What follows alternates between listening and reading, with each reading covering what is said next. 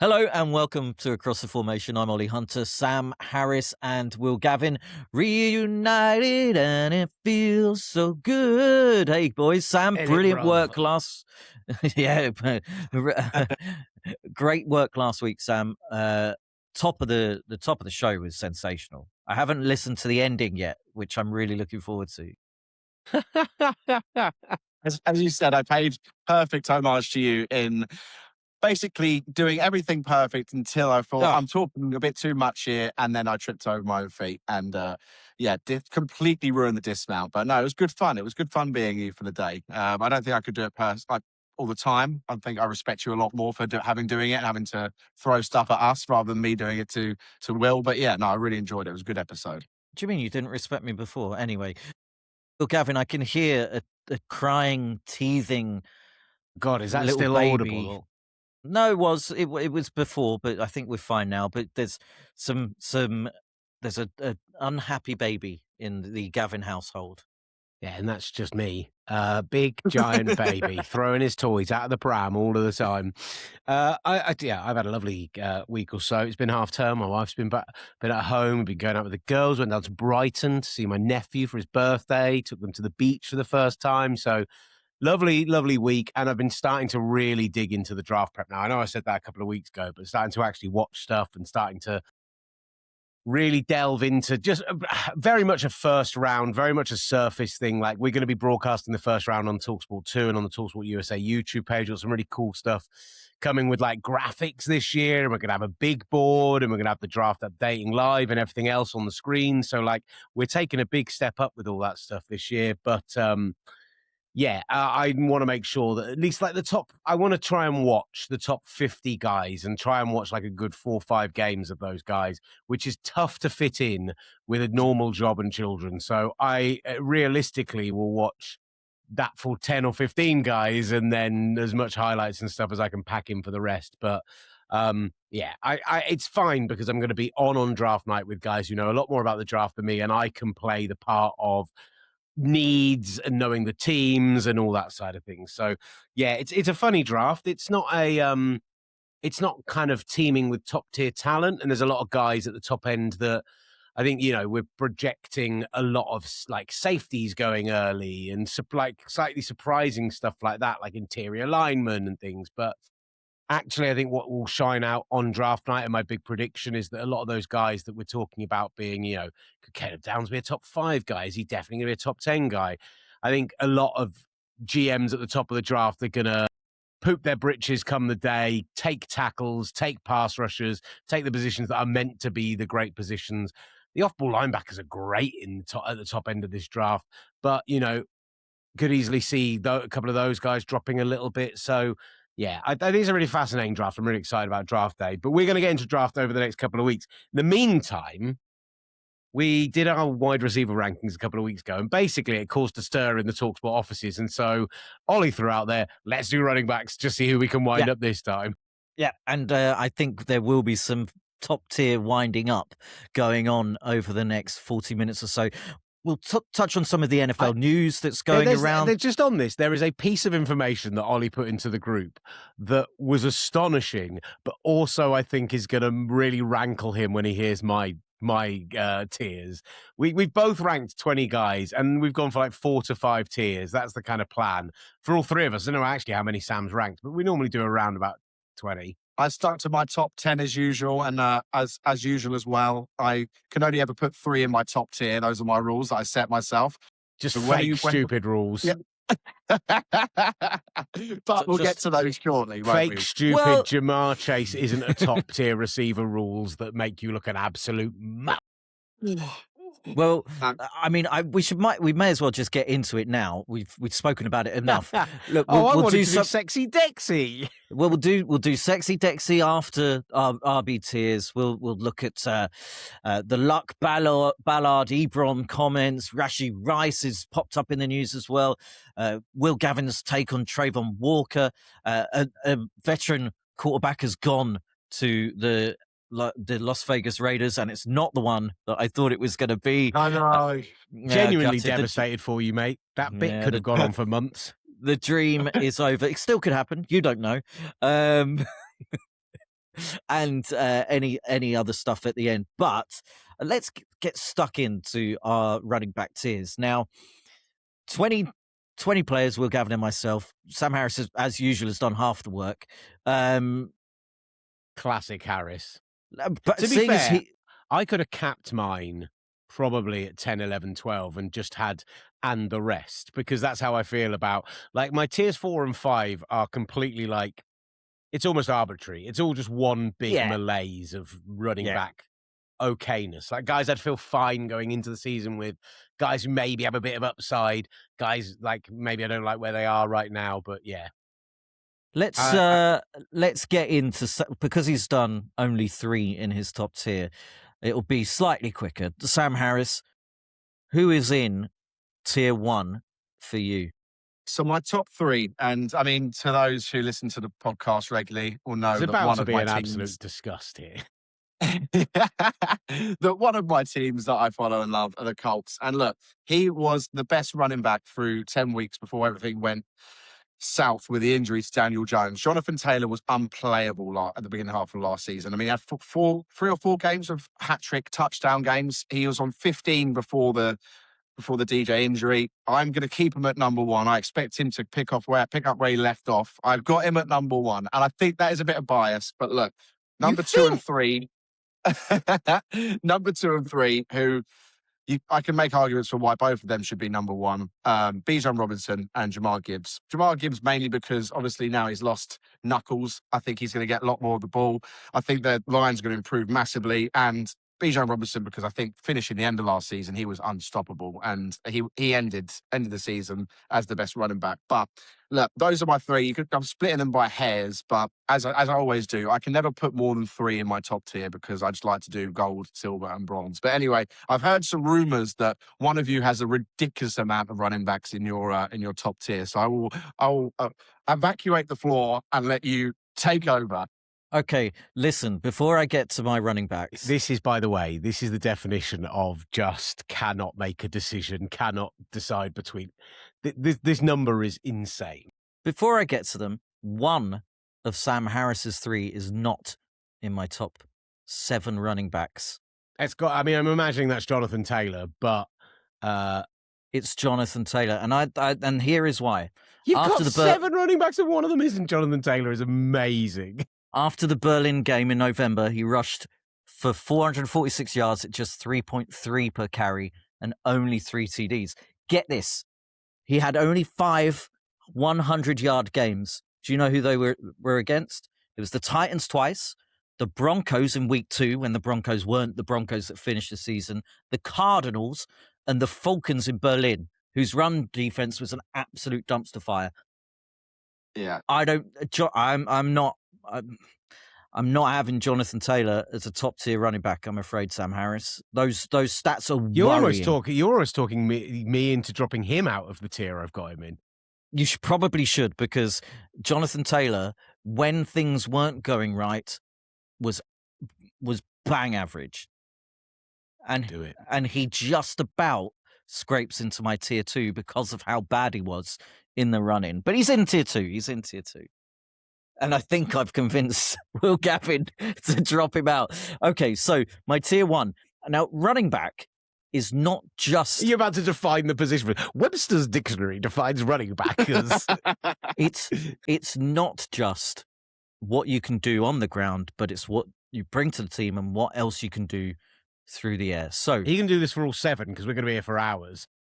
Well, Bijan Robinson and Jahmyr Gibbs are also in there. CMC, because he didn't have the best season on the ground, but he's still so good out of the backfield as a receiving option, as is Devon Achane. He's in my top tier as well, alongside the 2 kind of guys at the top of the yards list, and I don't think anyone can ignore Derrick Henry and James Cook. And my 7th player is Jeremiah Love. Yeah, I knew it. Guy hasn't even got a team yet. Hasn't even got a team, but he is going to be the new Bijan Robinson. He's going to be sensational Most people have got him going to either the Titans or the Washington Commanders, both in need. I've seen actually one mock draft where he fell all the way to the Cowboys, which I think is nonsense. But I think the spin move, the burst, the elusivity that he possesses, he is going to be one hell of a player, and he makes my top 7 SEVEN tier 1 running backs in the NFL. I thank you. They said it about Ashton Genty. Yeah, they did. They did. And the fact that you put him in for Jonathan Taylor as well makes Jonathan Taylor being in tier 2 now even more offensive. Listen, mate, if I'm here to offend people, that's fine. And look, for 7. Oh God! Right, go on, Will. Bring some normality to this, please. We'll see about that. My tier 1 running backs: Jahmyr Gibbs, Bijan Robinson. That's it. But you did have 3 in there, right? Oh, so never had more than 2. Was Jonathan Taylor been dropped down to tier 3? We'll see. Mumming and ahhing. Jahmyr Gibbs and Bijan Robinson. It is a 2-tier running back league, 2 running back tier right now at the top of the league. The way I approached this was different to the wide receivers. With the wide receivers in my mind, I was thinking about if I was redrafting the league right now, where would I pick guys? And actually, I've been thinking more about it. I think I would have taken JSN above AJ Brown if I was redrafting, but I still had to just say it's only been 1 year, pal. I just think that particularly Bijan Robinson is so special, and if he gets into an offense that does something vaguely different this year than just running the pistol on every single play, which in some ways is great for him because he's got such phenomenal field vision that actually having that extra couple of steps can mean that he just can find those holes, break off those runs. Doesn't need to be patient in that kind of Le'Veon Bell and what we saw from Kenneth Walker in the Super Bowl kind of style, but that he can be a guy that can just hit the hole and also have enough time to find it. So in a way it did work, but actually being given the option to play a much more multiple offense, I think he's going to be completely top tier. Jahmyr Gibbs, I think already proved last year that he was the guy, and I have no issue at all with the Lions deciding to move on from David Montgomery and making him a complete feature guy. And listen, everyone in my second tier, I just had a little question mark over. There was something about every single one of them that just had me considering it, and so I couldn't do it. I originally looked at it and had a similar list to yours, Ollie, where I was like, oh, there's a real glass of guys at the top here, and I went, no, do you know what? 2 just stand out so much above the rest. Okay. I mean, I'd see where you're coming from. Taylor, by the way. Okay, so I want to also say about this, you mentioned my crying child a little bit earlier. With the wide receiver one, I spent ages sitting and I looked at things like average, like routes run per yards run per route, and all the kind of advanced metrics and stuff like that. My list is super vibesy today because I just literally threw it together in 20 minutes before the podcast. So I might miss a key player entirely. Who knows? I didn't even look at any other lists. I didn't look at any fantasy lists or anything. I just wrote down 20 player names. I'm just a guy naming guys. So we'll see how it goes. Just a guy naming. That's all that we are. We're just guys naming other guys. Sam, so I'm gonna snake it, and I'm gonna do my tier 2 now. Good shout. Off the back of just having the 2. So in my tier 2, and a lot of them for similar reasons that you said, guys that maybe are due a fall off due to the wear and tear on their body and the usage and their age, but you can't deny they were brilliant again last year and continue to be so. So CMC, Derrick Henry. My question mark over Saquon Barkley is just off the back of that 400 touch, 2,500 plus yards, all-purpose season. He took a real step back last year. What's that going to look like in the Sean Mannion offense? Devon Achane, I really, really like him as a player, and I love how much the Dolphins are talking about featuring him, but man, I don't know what that offense is going to look like. If they're smart and if they look at the long-termness of this and they improve, like if they continue to build in the trenches and give him a real opportunity, I think he could be special there. And I also had James Cook in this as well. I think you can't ignore the touchdown numbers. You can't ignore how important he is. You can't ignore his burst. You can't ignore his open field speed, but he just sits off that top tier for me. And I did have JT in this tier, But Ollie made loads of really, really good points about who he beat last year. And I went into last year having my doubts about him. And I'm not putting him in tier 2 anymore. Oh, you hater. Wow. You've this talked me into it. Yeah. I will say all of my tier 3 are guys who could be tier 1 guys by the end of the year. That's how I've justified them. And I think JT falls into that category. But yeah, Jonathan Taylor, despite being a lovely man who was very, very kind to me and really enjoyed my touchdown call. You've got to bring that up, mate. You've got to prove it to me consistently over a season. It was 2 boom or bust last year. 2 boom or bust. Well, the good thing about this podcast is that we can come back to it next year when Jonathan Taylor proves you both wrong. I'd ask Ollie who's in his tier 2, but I don't know if he's got any running backs left to name after his tier 1. Well, look, tier 2, Jonathan Taylor, but I'm considering dropping him down to tier 3. Even with having 7. Just so you know, if I had a 7 tier 1, then Jonathan Taylor would be in my tier 2. But he has suffered from me having just 2 players in the top tier. Yeah, Saquon Barkley. I think there's still credit in the bank, and he is coming off of that monster season the season before with the 400 touches. And we all know that Jalen Hurts hates changes to the offense and anything being different, and apparently is just an awful human being, if reports are to be believed from the insiders. Wow. Yeah. And then I've got the 2 Williamses, Javonte and Kyron, both Javonte looked that high. Interesting. Yeah, I think he looked really good in a Dallas offense, which looks good around him with Pickens and CeeDee Lamb, and Dak's still a really good, serviceable, QB as well.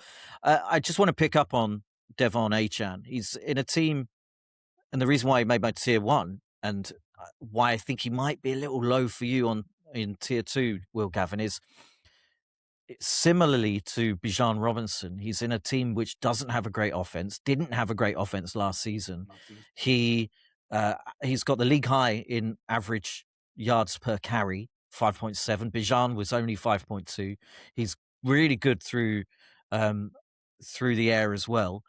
And he scored 1 more touchdown than Bijan Robinson last year. So I think I'll be clear. The guys in my tier 2 who had serious tier 1 consideration were Devon Achane and CMC. And CMC was very much I have the same concerns going into next year that I had about Saquon Barkley last year. Now, he's not as violent of a runner as Saquon Barkley, although he's not a guy who shirks away from contact. So I don't think he took necessarily the same level of hits on those touches, but he still saw the ball a lot. He still did get hit a lot. He still had all those catches as well. I think it's really useful for him if the 49ers can stay healthy this year. God, that sentence should be tattooed on my forehead at this point. But I think he will really benefit from having a more multiple offense that will be doing more stuff and won't have to rely on going to him as much. But yeah, Devon Achane, I love him. I just have concerns about the situation. Sure. Sam Harris, tier 2. So my tier 2, all guys that you've named, there's going to be no surprises here. My tier 2 has got 4 players in it from 4 to 7. Number 4, I've got James Cook, who I think could finish as a tier 1. Depending on how the Bills season goes, how they bounce back from last year, I think him and CMC are 2, as you just mentioned as well, Will, are 2 that I wouldn't be surprised if they would finish my season as tier 1. And then the other 2, 6 and 7, Henry and Barkley. Again, if it's going to be the question of the age, can they stay healthy? What is going on at the Eagles is massively dependent on how Barkley plays this year. Derrick Henry, you just always think, is this the year he's going to drop off? And so far, I seriously looked at Derrick Henry and went, yeah, and I just don't. It's easier at this point now to just keep backing him than to keep predicting that this is the season that he's going to fall off, because you're going to look less stupid for doing so. There will be, 80% of our listenership who are in fantasy leagues with us who will know the story of me absolutely lambasting our friend Sam for trading for Derrick Henry after his 2,000-yard season and giving up a haul for him and being like, guys never do that coming off a 2,000. And then he had another 2,000-yard season and was Derrick Henry for the next 5 years. And he won 3 championships and made me look like an absolute fool. So, yeah, I refuse to not back him until he retires, essentially. Exactly. I understand that. Fool me once, shame on me, fool me, or whatever it is. I'll round off with my tier 3. As I said, as you guys have said, I've only done half the work today. Let's finish off my top 10. These are all guys as well that I think could definitely finish higher than where I've got them. I've got Achane 8, Kenneth Walker 9. I like him to have a good season this year.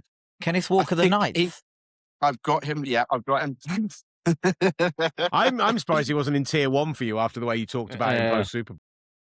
I know. Well, I've calmed down a bit now. I've had a bit of time to relax. And then number 10, round them all off, is Javonte Williams. The season he had last year for the Cowboys, I expect their offense to be just as good this year, and I think he's going to play a heavy part in that. Again, any of my top 10, that 3 tiers, I can see being up towards the tier 1, tier 2 section, but it's a tough one. Have I missed the vibe on Javonte Williams? Like, I thought he was good last year, like, and in a Cowboys offense which stuttered, and he was very much the feature guy. But I don't know. I just didn't have him that high. Like, well, Gavin, let me stat you. Yeah, go on. You stat away. So he was 9th in yards. Yeah, take my vibes and stick them where the sun don't shine. Stat me down. He was 9th in yards. He averaged 4.8 per carry, 11 touchdowns on the ground. From what I remember him being the guy that would finish off those drives within the 5-yard line, say. Not that great through the air, but he was that battering ram kind of running back who I thought looked quite shifty in between the tackles. He's not really getting outside as much, and I really liked him. I want to be clear. He's on my list. I haven't missed him out entirely. I haven't just completely sacked him off. But yeah, I've got him a tier or 2 lower than you guys. And so just, slightly surprised that I feel like I've missed the mark a little bit on. Yeah, look, 4.8 yards per carry. I don't think it can be sniffed at. The player that I want to pick Sam up is Kenneth Walker the 3rd or the 9th. How many 100-yard games do you think he had in 2025? 2? Yeah. 2. Yeah. Bang on. That Seahawks. You should have said that more confidently. I feel like you went a little too hard on if you'd really sold that as if you knew, then you would have looked like a genius, and instead you made it sound like you guessed. I didn't guess. So he just scraped over 1,000 yards in the regular season. All right, he's going at 4.6 per carry, but only 5 touchdowns. Is he that high on your list because of what he did in the postseason? I think so, yeah. But I also think as well that with the last couple of years and how poor Kansas have been at running back, and how much Andy Reid loves one of those guys, I just think he's going to, if he used it in a completely different way, I think they're going to run him into the ground, so to speak. I just think that this could be a good change for him. I think he might also have a bit of look, you guys didn't pay me in Seattle. I'm going to show you what I can do, sort of thing about it. He'd look, I don't know. I can see it. I think if I was a Chiefs fan, I've been really happy with that pickup, especially with what's happened at running back. And I like the Chiefs a bit more than some people do this year. And I expect him to be a massive part of that. All right. More than me. Okay. But what I will say is that more than me. When you say, are you basing it on what he did in the postseason was after Zach Charbonnet got injured, who the Seahawks have this obsession with can be an RB1, even though I've seen nothing in his career that suggests that's the case. And he was their red zone guy, their goal yardage guy, and he had 12 touchdowns, I think, to this is what happens when you do the prep. It's just my Super Bowl prep still being up there somehow. So he had 12 touchdowns to 5, and but once he was a feature guy, he looked like a feature guy. And so I love Kenneth Walker. I have him in my tier 3. He is a frustrating running back in that he is so shifty and so weird in his running style, and the way that he will just run away from the formation. He did it so many times in the Super Bowl, and tries to do that kind of behind the line of scrimmage, reading the game, slow pace, slow playing it idea. But what happens is you get 3 or 4 chunk runs potentially in a game, but you also get a bunch of times where he's going to turn your 2nd and 9 into a 3rd and 1 or even a first down. But then you also get a bunch of times where he turns your 2nd and 9 into a 3rd and 11. And that is that inconsistency that stops him from reaching that level. But I'm really excited to see if he is truly the feature guy in Kansas City, what he can do with the season like that. And that's what I'll do my tier 3, because these are all, like I say, guys that I think can be absolutely top tier. So Jonathan Taylor, as we have discussed in some depth. Kyren Williams with his, 10 touchdowns and over 1,200 yards on the ground for that team last year, considering how much they targeted Devontae Adams in the red zone, how much they play it around the tight ends. I think he's a great player, and if they run the ball more, can take a real statistical counting numbers step up. And then also in this group, I was at Kenneth Walker, JT, Kyron Williams. I've also put Ashton Genty in here. I still really believe in the talent. It's the talent from his drafting still for me, but I just think that actually the Raiders being a reason, like a well-run organization this year, as it looks like they might be, I think he's got a real chance to break out. And then I also followed hipster Ollie Hunter because I have been watching my draft stuff and I have been getting excited about it. And he is clearly the best offensive player in this draft. He is clearly the most exciting weapon in this draft. I did put Jeremiah Love in my tier 3 of guys I would want going into the season. If I was to pick a guy up right now, I would absolutely be going. There we go. The love continues. I love it. You mentioned away from the formation. That's the podcast when we all shave our beards, isn't it?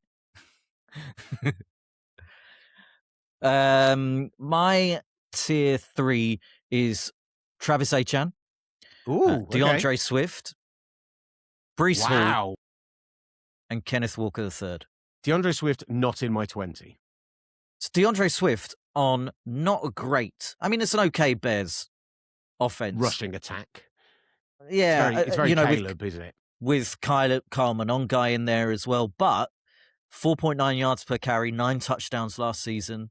Again, like he's didn't receive the ball as much as maybe you thought he would, but I think he's still got a part to play in that offense. And then Achane, I think it's going to be great, him moving alongside Alvin Kamara at the Saints. I'm really excited. Do we think see actually he is like. moving alongside Alvin Kamara, or is he replacing him? I get the impression from the Saints that they're expecting Alvin Kamara to retire. Really? Well, I say alongside, I was being kind to Alvin. I think that it would be a clear 1-2 and maybe seeing both of them on the field quite a bit if Alvin Kamara doesn't retire. I think Breece Hall has got some credit in the bank despite being on a terrible Jets offense. And then Kenneth Walker III. My tier 4, Josh Jacobs. I think it's a bit of Homer stuff. To an extent, but the guy has just been a touchdown machine every year. Yeah. Like it's just like. But I know sometimes, and I've said this a few times, you don't have to be the prettiest at the ball. You just have to be the only one at the ball. Yeah. But like, you can't argue with those numbers. Well, he's technically not the prettiest on the ball, but he is the only one on the ball in Green Bay. And I think that he's exactly how you talk about with Kenneth Walker, where he could get you from a 2nd and 9 to a 3rd and 1, or more often than not, it's a 3rd and 13. And that's just the way that Josh Jacobs has been. The drop off at 4 yards per carry last season, I think, is a bit worrying for me, but he's still kind of, I'm clinging on there that he's still a tier 4 player. Quinshon Judkins, I thought was brilliant for the Browns last season. Ashton Genty is in there in my tier 4, as is Tony Pollard and Uncle Rico as well. So, I mean, you've got a couple of guys that I don't have in my list at all. DeAndre Swift. I also had Rico Dowdle and Tony Pollard. And I literally wrote their names underneath my 20 and went ... because I do feel, particularly with Tony Pollard, I feel strongly about that I like if they go ahead and draft Jeremiah Love, it's really harsh on him because he ran really well in a team that did not run the ball well and did not focus on him. But I don't know. I felt like I really wanted to focus on what I would do next year, and he just sat outside that for me. I think what all of this list shows is once you get past that kind of top 10 guys, maybe Sam was smart doing 10, that it is a bit of a pick your flavor thing, right? It is a bit of a, like, what's your fancy? So I'll tell you, flavor. I do feel a bit better about my splitting tier 4 and tier 5 because originally I just had these all in one big malaise. Guys who I have in my list that you don't have at all are all sat in tier 4. So my tier 4 guys, along with Javonte Williams, who is in there. I have Chase Brown, who I'm a big fan of, the Bengals running back. I have Breece Hall, who I still believe, like, his breakaway open field speed just makes him so dangerous, even if he's not the guy you can always rely on to down, but is that because he's played for the Jets? And I also, and this was one I think I probably should have dropped into tier 5 now I'm looking at it, but I think this offense is going to be so much better this year that I'm happy to have him in here. I've got Marion Hampton in my tier 4 as well. And then my Yeah. tier 5, all guys that you know. Oh, no, hold on. Not all guys that you named. So Travis Achan, who, again, I want to see what he looks like after the move. Josh Jacobs, because you can't argue with the numbers. Quinshon Judkins, concern about the injury, but, like, I did love what he did last year. And I let slip into mine above Rico Dowdle and Tony Pollard, just because, again, it was flashes, it was 3 or 4 games, it was latter part of the season, but man, do I love watching a bit of Travion Henderson. He is so much fun, and I just thought, you know what? I'm going to put fun guys towards the end of my list. If I can't split hairs between them, Rico Dowdle and Tony Pollard are good running backs, but they're not necessarily the guys that get your juices flowing when you're watching Red Zone on one screen and a couple of games on other screens, and you're like, oh, look at that big 60-yarder. Both Travion Henderson can be that, and Quinshon Judkins can definitely be that as well. So they're the guys who stuck into mine. I completely agree with you, those two. Those are the two that I'm actually really looking forward to seeing next season. I think Henderson was a weird one because all the buzz coming out of pre-season was about him, and they kind of then he had a couple of really big plays for touchdowns in the preseason. I know it's preseason, you can't really think too much into it, but everyone was waxing lyrical about him. And then when the season started, he was definitely 1-2, but he wasn't getting that much of the ball. Then, as you said, towards the end of the season, he just went off, and it was like if you use him all that way next season, I would be surprised if he's a tier 2 or tier 1 guy. He looks so good. And Judkins as well, as you mentioned, the injury is massive on that. But some of the plays he was making last year, he looks like a real special player.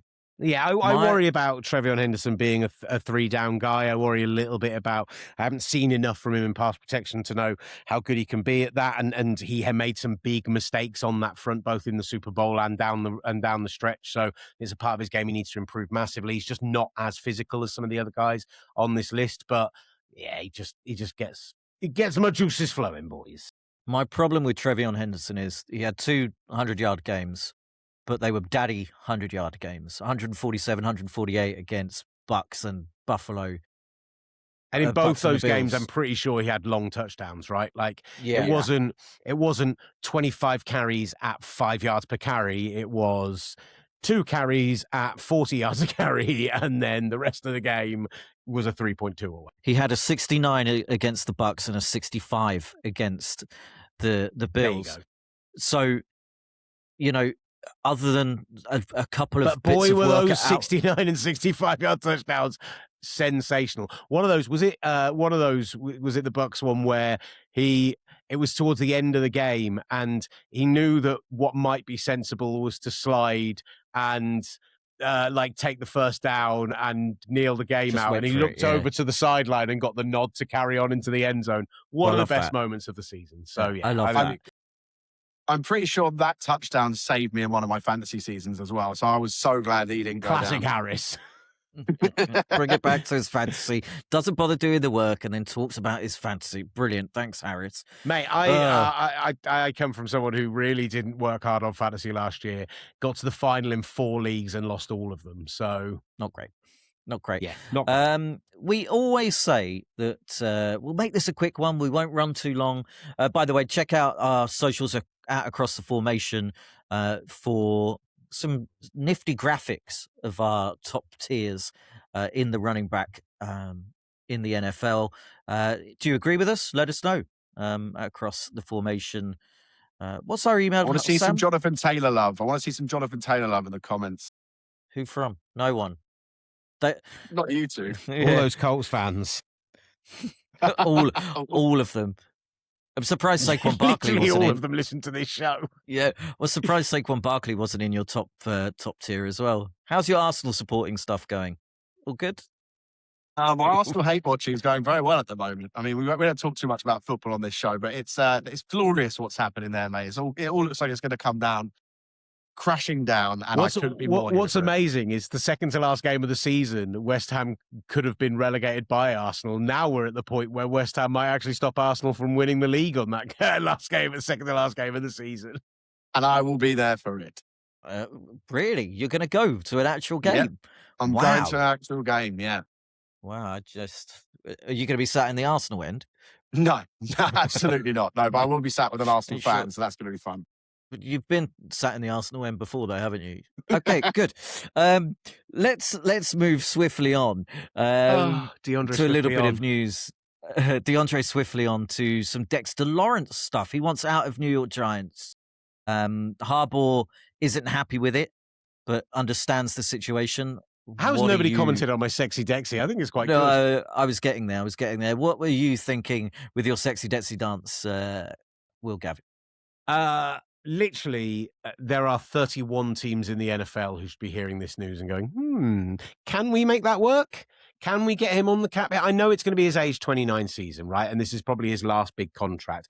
I think he's due to earn 18 million a year over the next couple of years, or like 18 and 18.5 as his base salaries. No guaranteed money left. He's been trying to negotiate a new contract for the last 2 off seasons with the Giants, and they've really not kind of backed him up to that. He's outside the top 10 for interior defenders right now. And yeah, even at 28 going to 29, he's worth a pay rise right now. And I really genuinely think every team could use a player of his caliber. I suspect, if I'm honest, I suspect this is a play to get them to get to the table and sign a contract. But I think he would get similar trade value to what Quinnen Williams got. So it was a first, a second, and a role player over the next couple of seasons. But basically, anyone with a bunch of cap space, anyone who's on the fringes looking to push forward should be looking at this. I had a few landing spots that I liked when I was looking and working through it, like teams who I know have been looking at big name defensive players or have tried to trade for guys.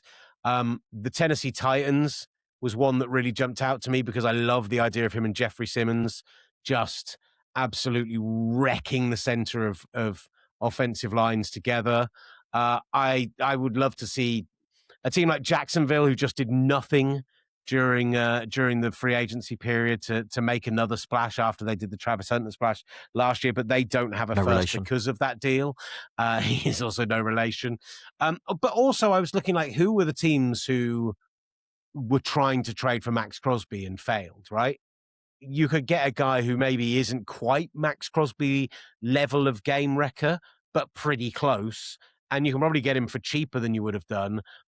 The Chicago Bears jumped out to me. I mean, they've not got a lot of cap space, but I think it should move stuff around to try and make this happen, and have got extra picks because of the DJ Moore deal.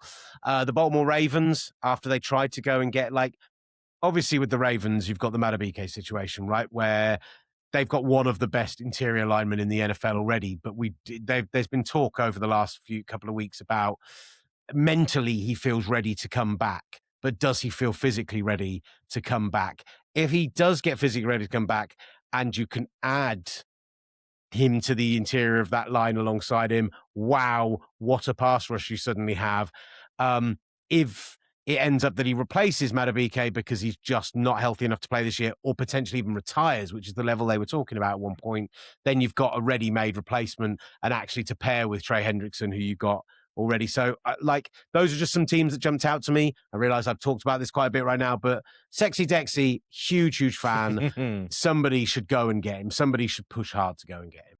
A team that I thought I would be, I'm not surprised you didn't mention, because of how highly you speak of their head office, is the Bengals. I mean, they should be looking at him, but they won't. They won't make a splash. You know they don't. It's not. No, but hold on. They signed Jonathan Allen this offseason, so they're all sorted in the interior of their defensive line. And if you're Dexter Lawrence, you're not going anywhere near the Bengals and their head coach. Just stay clear of all of that. Zach Taylor is not that guy, unless you're going to get a load of money, which I'm not sure that the Bengals necessarily have.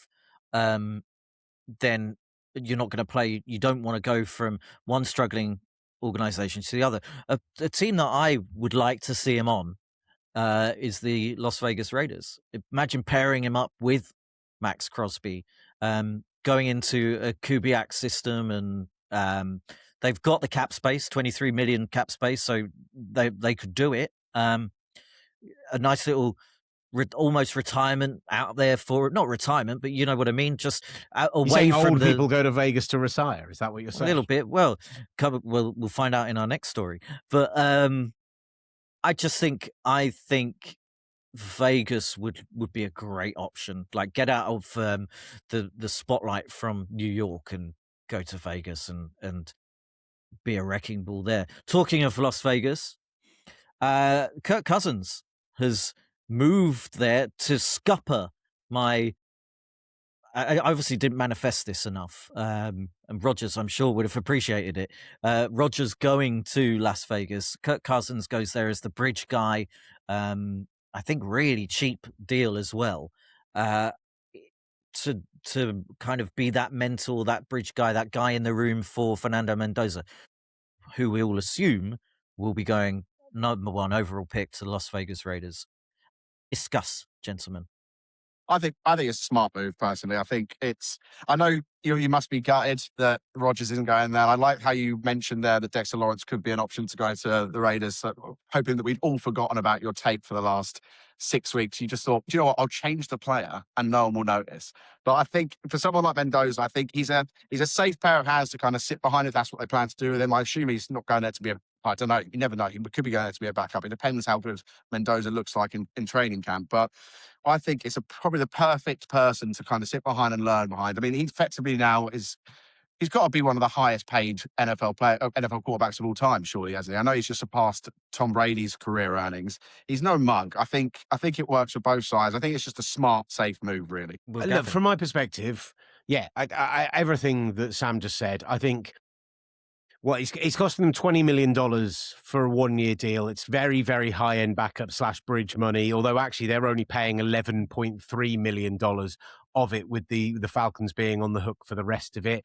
There's some interesting money on the second year of the deal, which makes it essentially that they will have control of his rights for the first part of the season after the new league year starts, which means that, if there is a trade in the offing or something like that, that is a possibility. But it completely stands to what Kubiak has been saying this offseason, which is, despite the fact that they are very obviously the landing spot for Fernando Mendoza, he believes that a quarterback should sit. You see a huge uptick in the quality of what quarterbacks do when they sit in his beliefs. And Kirk Cousins is a great bridge guy. He's worked with young guys before. He's a good, consummate professional. He's also a nice boy, just like Fernando Mendoza. There's going to be a lot of gee gosh gollies in that backfield this coming training camp. And then you've got Tom Brady to learn from as well, if he's going to be around the building more often. Like, I think this sets up a situation where no one is expecting Fernando Mendoza to go in there and for this team to be competing for the AFC West or for a playoff spot or for the Super Bowl in year 1. He is part of the development of this team. And so let him sit for 10 games. Let him sit a whole season. Like, take the time to really allow him to develop. And I got to tell you, been talking about how much I've been trying to watch draft stuff in with my evenings once the girls have gone to bed. I am a big Fernando Mendoza guy. I actually, more and more so, I watched, generally during the season, I don't watch a lot of college ball just between life and everything else going on. I obviously watched the Natty and I watched the playoffs and I saw what he did there. His running ability, his willingness to put his head down and run is lovely. Great to see. Big in big moments. The man has got a cannon of an arm. Like, he makes some throws to the outside the hashes, which are unbelievable. And he is a prototype quarterback. He's a guy who, if we were talking about like in 2010, before the emergence of mid and early career Aaron Rodgers, and then the latest crop of guys, the Josh Allens, the Pat Mahomes, the Lamar Jacksons, these guys who we've always had dual threat quarterbacks going back to Steve Young, right? Going back to Warren Moon, going back to like these guys who could do Michael it all Vick, guys. Yeah. But the creativity and that side of things, he doesn't necessarily have that. He's not a guy who, outside of working through his progressions and then maybe tucking it and running, is not going to suddenly be doing all sorts of crazy arm angles and stuff inside the pocket. But in 2010, in a Sam Bradford era, in a Matt Stafford era, like, this guy would not just be number 1, he'd be number 1 with a bullet, and we'd be talking about him like he was Andrew Luck. Like, he may be a throwback, but I really, really think that this guy is like a potential future top 10 quarterback. And so if they treat it the right way and Kirk Cousins feels like the right way to do it, I'm super excited for the Raiders to finally, I mean, who was the last franchise quarterback they had? I don't think I could actually name them. Like, Derek Carr? Yeah, but really? Like, really? Yeah, like, I mean, was Derek Carr ever really a franchise guy? Like, I'm super excited for what's going to happen there, and I think this is a perfect little bridge move. I think after last year, how many head-scratching decisions they made, they needed to start this season and make some really smart decisions. And I think this is one of those. I think, but as you mentioned as well, having Tom Brady there and Kirk Cousins, this guy who's clearly got his head screwed on, like everything you've seen from him, from his interviews to the way he talks about his family, to the speech when he won the Heisman, to have them as mentors, I mean, is only going to benefit them. It's only going to benefit the Raiders. So I think they've finally made a smart move. And having Tom Brady there, Tom Brady, we know he loves the cash. To get in there and make Mendoza better will make Tom Brady richer. So there is the what a way to further extend your legacy. Like exactly. You know. Exactly. Oh, he was so good that he made someone else even better and got them to win a Super Bowl. He can have another ring, that kind of stuff. I think it's really exciting. A quarterback who a lot of people loved and said would be the legacy quarterback, the franchise guy, future Hall of Famer, going to win Super Bowls, and then walks away from the sport, was Andrew Luck. Now, he's been in the news recently. Sam Harris with Eric Ebron speaking out, saying that that Luck was potentially forced to play by Ballard, the GM. Like, what's going on here? What are your thoughts on it? Luck's refuted that and said, no, that didn't happen. So what are your thoughts as a Colts fan? I mean, whether or he did or didn't, Andrew Luck he's not the sort of guy that's going to come out and suggest that he did. He's too classy. I think him and Chris Ballard are still pals, despite even if he did do that, which leads me to believe if he was forcing him to play, he might have cut ties with him. Look, Eric Ebron's probably looking for stuff to do now that he's retired. He's got himself a podcast and wanted to make a bit of a headline. Look, it's a weird one. I saw it and I was kind of like, it was just a bit unnecessary. Andrew Luck's kind of living his life now. I was over it. It took me a long time to get over it. It's kind of, put some salt in the old wounds that I didn't know were still there. I just think Chris Ballard has done some questionable things. Forcing someone to, I mean, Andrew Luck played if he wanted to play. He played through lateral spleens. He played through all sorts. I don't know. It's a bit of a weird one for me. I'm glad that Andrew Luck has kind of come out and not defended Chris Ballard, but kind of just been like, look, let's just put this to bed, because Chris Ballard is going to have, I think, his last season this year. And if it was to start that How many times have we thought that? I know, yeah. If it was to start this way with Derrick Andrew Luck Henry of coming out GMs. like, yeah, exactly. If it started this season with Andrew Luck coming out and saying, yeah, he did force me to, then straight away you've just got so much noise in the background. So, I think for the sake of our season, I could thank Andrew Luck for coming out and saying that never happened. Yeah, look, I'm not a Chris Ballard guy by any stretch of the imagination, but the way the organization handled his decision to retire, it was so weird the way that it happened in like the third quarter of that Bears preseason game, and was the most out of nowhere news I can ever remember. Like, genuinely, like, Marshawn Lynch attempted to retire at halftime of a Super Bowl. And,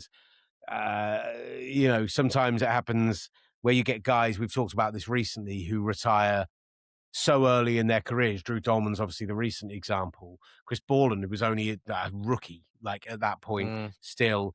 But for me, that was the most shocking news I can remember, particularly considering how tough he'd been, particularly considering how well he played through those. And the organization, as much as I'm not a Chris Ballard guy, handled that really well, handled it really well with Andrew Luck, looked after him and made sure that, he was protected. And so I'm not surprised he's come out and protected them. And look, Eric Ebron maybe saw things differently when he was in the locker room and maybe saw the way they were pushing him as part of it. But Andrew might be the guy that wanted to be pushed. Like, I think it's right of him to kind of come out and defend them, even if I think he's not done a lot of defensible stuff in the interim, however many years since, 7 or 8 years since that. I think we'll have to wait for the Andrew Luck autobiography, the warts and all and everything. And typed out on his flip phone. Yeah, exactly. A couple of other little bits of news. Rashee Rice, he won't face any disciplinary action after the NFL investigation to domestic abuse was the case was sort of thrown out, or they didn't find anything. I think there's a lot to be said about that man's character elsewhere, with the car crash in 24 and the fleeing on foot, resisting arrest, and all of that stuff. But yeah, I mean, potentially not a great guy, but there could be other factors at play. I just actually, before we go, Will Gavin, I wanted to get your thoughts on Trayvon Walker getting his $110 million, excuse me, extension with the Jacksonville Jaguars. Now, Walker, who had a really great 23 and 24 seasons, over 10 sacks in each, but flattered to deceive a little bit last year. I know he had a couple of injury issues as well, but 3.5 sacks isn't that great a return. Has he been overpaid, or is this just about right for a player with that potential? Yeah, he's a guy who will always be remembered as the guy taken number 1 overall when Aiden Hutchinson was sat there, and let Aiden Hutchinson go to the Lions at 2. Go home to Michigan, how happy they were with that.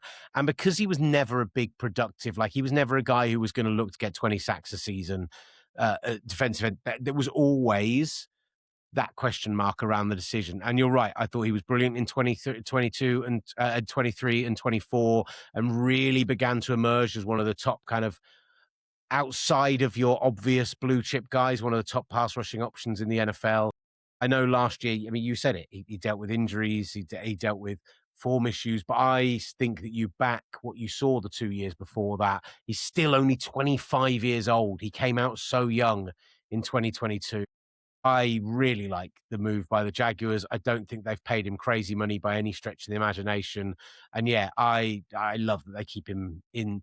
Like, I still think there's going to be big question marks over letting Devin Lloyd go for the money that they did, because he didn't end up signing a crazy contract elsewhere. Like, he wasn't more than $15 million a year. And I think they could have kept him and kept him paired with Foye Oluokun. But outside of that, everything else this organization's done this offseason I've liked. And Trayvon Walker's a great player. I just think keep a great player in town who you've brought through yourself, and you don't have to pay him insane money. What's not to like? Yeah, I agree. I've not too much to add on that, other than the fact that, other than my Jags to make the AFC Championship prediction, this helps that. So I'm very happy. Well, well, Jess, I think that's. I think we've done really well. 50 minutes, rattle through stuff. We've done our running back tiers. I'm feeling another tier situation potentially soon. I messaged my wife about 5 minutes ago going, "Oh, we're nearly wrapped up," because she's been looking after, I think the girls have finally settled. But like, she messaged back going, "Quick episode." The fact that when we first decided to do the show, we're like, yeah, we'll just do 45-minute episodes, nice and snappy, that people can enjoy on their way into work. Now 50 minutes is considered a quick episode. It is. It's a quick episode. Any other business? Any other thoughts? I know, Sam, you're finally getting through the pit thanks to Will Gavin's recommendation. Insane. Honestly, one of the most intense programs I've ever watched in my life. And it's, as Will described it to me, it's probably the perfect way to describe it. I'm so bad at watching stuff now because if it's something that I know I'm going to have to watch, I'll either put my phone in another room or turn it upside down the other side of the room so I can't get anywhere near it. With this, I don't even think about my phone. You're so locked into that absolute chaos that is going on.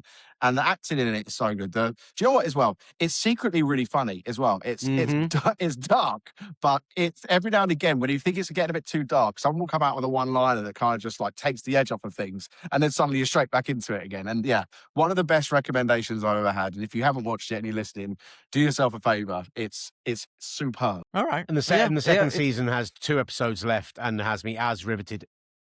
Different style of riveted. There was a point where it looked like they might go basically down the same format as the first season, and whilst it is literally the same format, 1 shift, 15 hours, etc., they've gone in a different direction with it, and I appreciate that they've done that. And yeah, it's just brilliantly character driven. It's well written. It's very realistic. I love it. I will throw a couple of recommendations to you both with the word news in. Now, we worked in newsrooms and news environments and sport news environments I've done so for almost 15 years. Will Gavin the same, you, Sam, for 10 or whatever.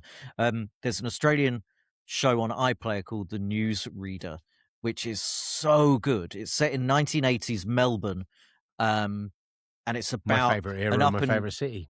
There we go. An up and coming male newsreader and a female superstar newsreader, and what happens to them and how they both deal with certain things and misogyny, etc., from the female's point of view. It's so good. The soundtrack's excellent.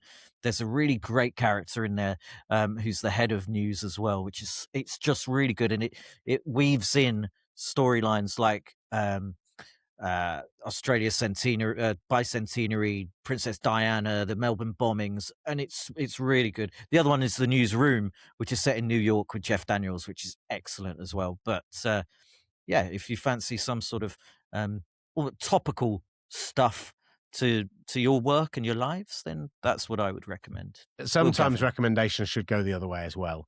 And Ollie and I both loved the first season of a show called Monarch, which is the silly Godzilla like throwaway, and it was fun, it was a romp, and it was all over the world, and it had real like Indiana Jonesy type vibes. And the second season of that show is one of the worst seasons of television I've ever watched. They have it has fallen off a Godzilla-sized cliff. It is truly atrocious. But I often Ollie Hunter recommendation, I will mention Rooster, the new Steve Carell show, because how good is that? I've only watched the first episode, and you just go Steve Carell off the back of like he left The Office now 13, 14 years ago. Like, it's wild how long it's been since that show finished. And you remember he did like stuff like Foxcatcher and The Morning Show and The Big Short and stuff that had like elements of comedy to them, but were very much dramatic roles. Seeing him back in a proper straight up comedy, I watched the half an hour of it and I laughed out loud 5 or 6 times, and I'm excited to keep watching it. So it gets Rooster, better. I've thoroughly enjoyed the first one. It gets better. Rooster's really, really good. It's charming and funny, and it's very, very watchable. And my wife and I are always looking for like 30-minute type stuff that we can watch. Girls' bed, bit of dinner, watch 30 minutes of something, and then crack on with some work. And like this, it's perfect. Like, I'm not going to rush it. We're going to just watch it when we got the chances, and it's really great. Yeah. Do it. Put the phone down, as Sam says, and just really, really enjoy it. Well, that's about it for us this week. Sam Harris, because you did such a great job last week. Oh, I can't. You're back, surely. I'm gonna let you. Okay. We'll be back next week, maybe with a top tier. We'll really delve into some draft 2026 coverage as well. We'll get Will's top 5 guys to look out for. Maybe we won't. Otherwise, guys naming guys. That's all we do here. Guys name guys. We'll see you next time. Thanks for listening. Thanks for watching. Bye-bye. I just sabotaged what was your best outro for maybe ever. I apologize. Yeah, I think so. You tried to get out of it as well, you cheeky bastard. Well done, Will.